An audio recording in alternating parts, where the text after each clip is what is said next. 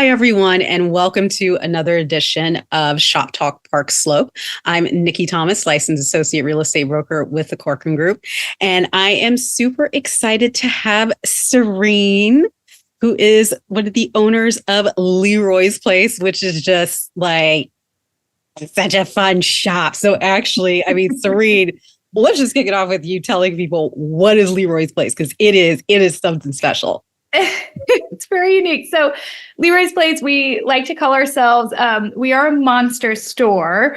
So it is an art gallery and gift shop, and it's focused on our wonderful monster universe. And one of the things that makes us unique is that behind the store, we're actually a puppetry company. So the stores help support our creative projects, and a lot of the artwork and gifts that we carry in the shops are made by our wonderful artists and collaborators. That is so cool. So actually, speaking more about the Monster Gallery, it's like one of the key aspects for your business and stuff because of the puppetry connection, everything else. So can you talk a little bit more about that, about y'all's background as a puppeteers, not just puppeteers, but actually creators of puppets. So Thank you. Yeah. So, my artwork started by taking this collection of old vintage kind of like landscape paintings, and I draw monsters into them. And it kind of this idea of bringing these paintings, giving them new life and adding these like funny monster narratives to them. And that is really the heart of how this world developed is we decided that these characters were so alive and we wanted to see more about these narratives of these monster characters. And I was very fortunate to find some wonderful collaborators who now build the sculptures and puppets. So that's how this world started to become 3D. And the curating in the stores is all also sort of inspired from the world of the monster painting. So the ideas that we're kind of like bringing this world to life in the galleries.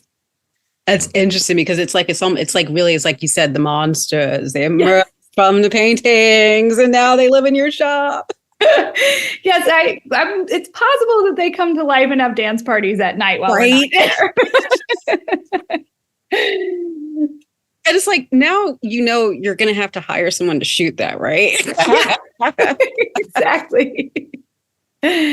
So, and of course, obviously now and going further back for you, why monsters? Why did you look at it and be like, why did you look at a painting and be like, it needs a little monster? Like, that's a good question. I think that the concept, the first one of these monster paintings was actually commissioned by my friend Heath. And he asked me if I could draw some dinosaurs or monsters. And I was like, I think I could try that. And, oddly, the concept for sort of reimagining these works of art and bringing them back to life came before all of the characters. And then as I continued doing them, I started the collection in 2009.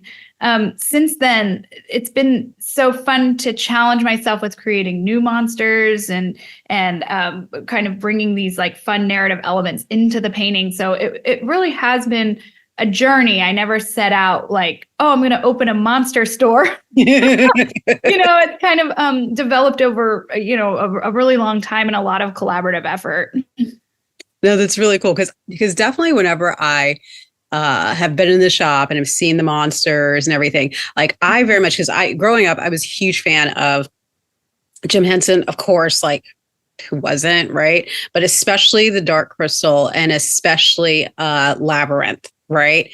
And so for yours in particular, I like get very strong chilly down vibes as well as the what is it? All the goblins, all the different kinds of goblins and stuff, where it's like they are just right on that fine line between they're cute, but they're still a little creepy. Yeah, and that nostalgia is so much what fuels this. I think I like to describe Leroy's Place like if you took Tim Burton and Jim Henson and Pee-wee and kind of like Nickelodeon and all kind of smushed it into one concept, like that's us. And so we sort of jokingly say it's like a toy store for grown-ups because you go in and there's all this like great nostalgia and art. And honestly, we need the levity, right? Like these playful spaces, I think are so important and allowing yourself as an adult to sort of like laugh and have fun. Yeah, no, absolutely, absolutely, especially right now. Now, Yeah. you're shocked, right? It's like you look around in the world right now and it's like, oh, I know we joke that we hide out in our little like monster universe. It's like it's all sunshine and rainbows in there. It's like I mean, I would want to run in there too. So. So now Leroy's Place opened their first location actually in New Orleans, which I mean, so like if you want to talk about like, you know, kind of things that are a little bit spooky and creepy and a little bit like, but like in the best possible way, like that's a city.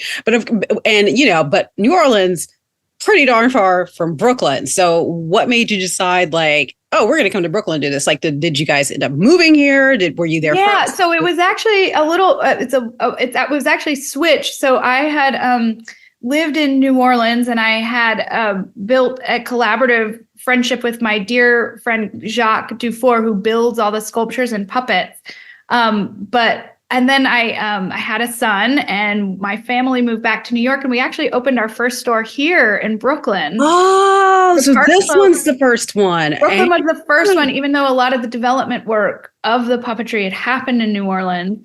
And that was in 2019. So it was like pretty tough timing because it was like right before COVID. And then over COVID, my older brother lives in New Orleans, and so does my wonderful collaborators.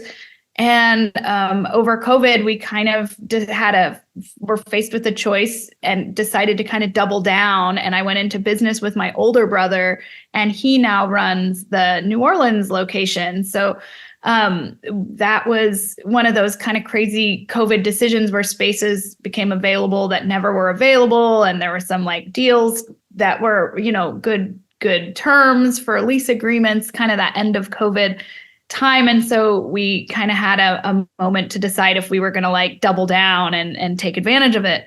And we did. And so now we are very lucky to have our little foothold there. But the world really makes sense in New Orleans. We take a lot of cues from that like wonderful parade culture, and we have some larger puppets there that are for parades, and we are able to do live puppetry there. We have a studio that we can build in because there's a little bit more opportunities for space, which we don't have in New York. Yeah, a lot of people doubt. Most of us. I know. That's why we need people like you, Nikki, to help us find the great spaces.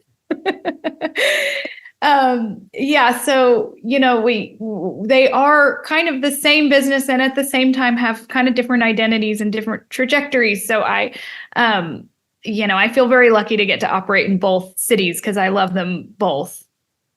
Yeah, I haven't had a chance to go down to New Orleans yet, but it is on my must visit list. Like I really, really, really want to get down there because I mean, I also need to make sure that I bring like all of, you know, my stretchy gear because I will get up all in that food. Like I'm getting. I know, it's like a whole city that runs on like food, music, and art. So there's a lot to love. Exactly. So, kind of time back. All right. So first shop was actually in Park Slope. So you've actually been a part of the community for quite some time. And you actually do host a number of community events, actually. Can you speak like a little bit more on those? Yeah, thank you for asking that. So when I made the choice to put the shop in Park Slope, I knew it was like a little unconventional. There's not a ton of like art stuff. I knew it was a weird concept, but this is my home. You know, I live here. These are my peers and my community. And I really wanted to add something and connect with the community here. So that part of the store is really important to me. And we started a monthly event that happens through May through October. And this year we're doing it, I think, second Saturdays. But we bring in music. A lot of times we have an arts vendor or a pop-up of food or drinks. And, everybody's welcome. We have kids come, we have grown-ups come. It's free. And, we meet so many interesting people come through the space and we have these great conversations. And then it's like an opportunity for people to actually come back and communicate and new collaborations form in that time. It's kind of like romanticizing it a little bit. It's like a salon, Mm-hmm. Yeah. Yeah. So it's just been one of the really great parts of having the store. Yeah, and those events really are fun. We actually got to come to one of the early, like it was a little bit earlier and stuff. We hadn't gotten to the point where like the DJ was like really spinning it. We weren't able to stick. But it was really, really fun. Like the whole vibe and atmosphere was just a lot of fun, and again, like this just falls into your shop. Your shop is just fun. It's just that's the thing. You come in and actually we were speaking before we started the interview just about like, each shop almost kind of is their own microcosm. And anytime you go into a business and stuff, it's like you're in that world, and you definitely have created a very unique world. Yeah. And I do. And we said this, but I do really feel like that's what makes New York so special is that you can like kind of stumble upon this whole thing, who thinks when they're popping out to get coffee, they're going to step into this like monster universe. And I love the unexpected nature of it. Yeah. And that's the thing. And it's like, and no matter how long you're here, because the city is just so massive and ever changing, it's like there's always something to discover, and not just a new business, but even like little things that you just don't even notice. Like, for example, for me, for architecture, walking around and looking and be like, oh, I never noticed that building had these beautiful stained glass windows. Or, oh, look at the details on that parapet over here. It's just like it's just something to discover like around here. It's true. And I think it's like it's almost like a nice reminder to like pay attention to, because we get so like stuck in our like routine and our loop of our commute or whatever. And you sort of forget to like stop and look at new spaces or go into a new store that just wasn't on your loop, So, and we get that a lot. Actually, people come in and say, I've passed this place 1,000 times and I can't believe I never came in. I never knew what was in here.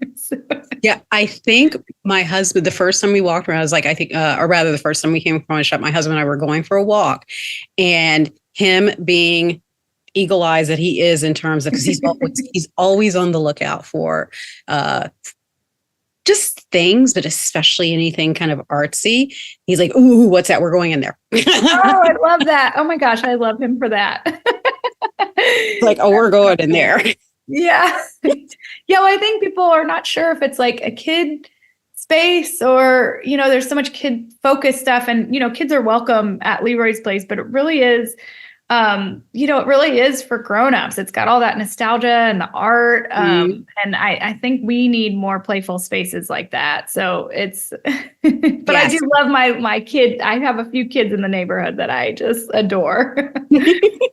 Now, speaking of which, kind of, what have you enjoyed so far about being part of the Park Slope community, like as a business? Because it sounds like you were already part of the community before in terms of being a resident, but now you're both a resident and a business owner. So what has it been like for you in terms of being a business owner here? Yeah, well, I think actually my relationships with some of the young kids in the neighborhood that, now we've been here long enough that some of the kids have like really kind of grown up. Leroy's place, we've been here 5 years, which is sort of a long time in kid trajectory. Yes. And I love to think like when they get older, they'll be like, man, do you remember that store? It had like the slime and all those monsters. Like, what was that? That place was so cool. It's like, I feel really, really great about being able, or, it's like an art gallery for kids, like a space where they learn boundaries about what they're able to look at. We talk about the materials that things are made of, that things are handmade, and there's a difference with that. I think there's a lot of learning moments in the shop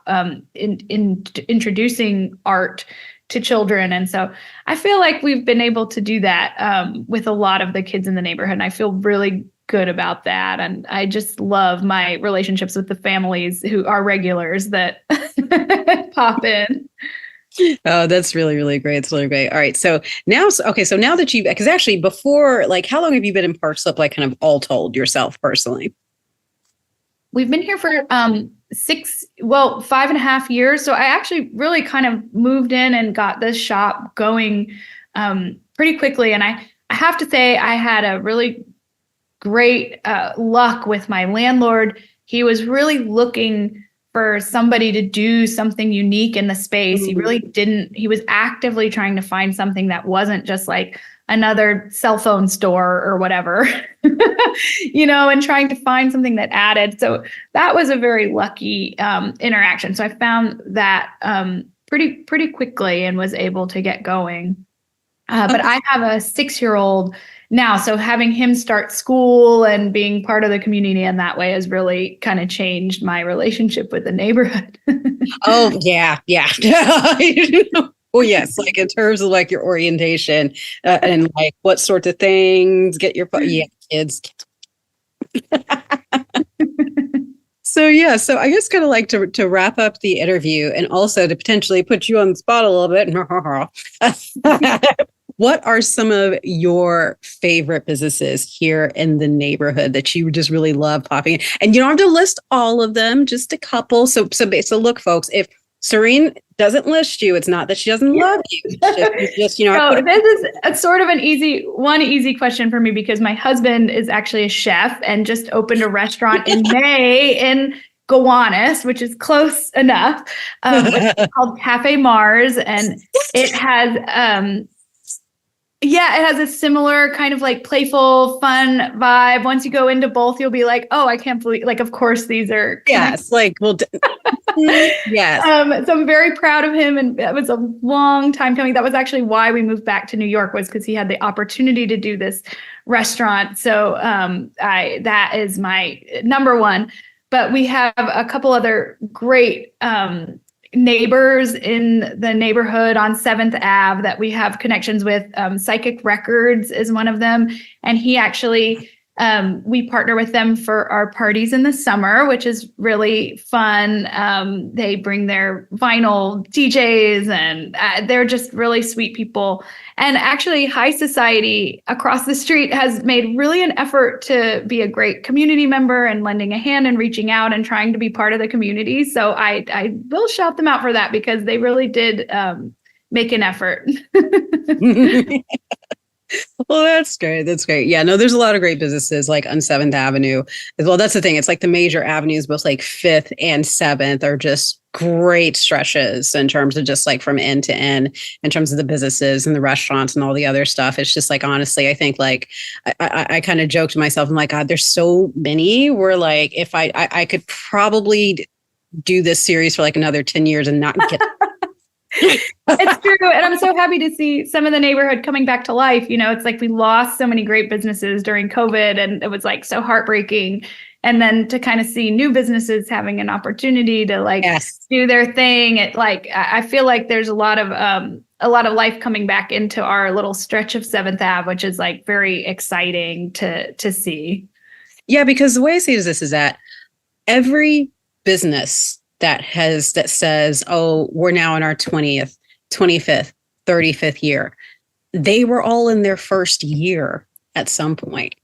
They were all the new kids on the block at some point, that they were just getting started and they needed people to get to know them and they had to build their, it's like everybody's got to start somewhere. So even though there is always, the heartbreak of when a business closes, and sometimes, businesses don't always close because they didn't necessarily make it. A lot of times, sometimes somebody is ready to move on to a new phase in their life, or they have like a different opportunity or something like that. So there's all sorts of reasons. Still, it's a bit sad, for us as consumers, especially if we became attached to that. But as you said, it's giving other people an opportunity. And there's just been loads of new businesses that have opened in the last couple of years. And it's been really exciting to see. And I hope that so many of you all will be doing those 15 and 20 and 25 year anniversaries, if that is something that you choose to do.